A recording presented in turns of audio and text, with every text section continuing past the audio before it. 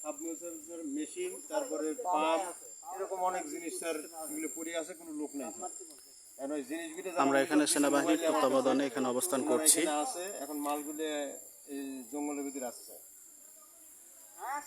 দেখুন জঙ্গলের ভিতরে এরা পাম্প লুট করে নিয়ে চলে আসছে। স্যার ইনশাল্লাহ প্রশাসনকে সাথে নিয়ে আমরা সেই লোকগুলো আমার কাছে আছে। আর মাল কোথায় কি মাল আছে আমরা ইনশাল্লাহ, এই যে দেখুন আপনারা জঙ্গলের ভিতরে মাল নিয়ে চলে আসছে। দেখুন এই যে দেখুন, সম্ভবত পুকুরের মধ্যেও মাল ফেলাইছে। আমরা দেখছি কি করা যায়। আমাদের সাথে সেনাবাহিনী আছে, ইনশাল্লাহ আমরা সব মাল খুঁজে বের করবো। এই যে আমাদের ভাই কার জানি ওই করে হবে, ওদের পালাই গেছে, আমাদের বক্কর ভাই পালাই গেছে সহ আমরা সেনাবাহিনীর তত্ত্বাবধানে এখানে আছি। নারায়ণগঞ্জ স্যার।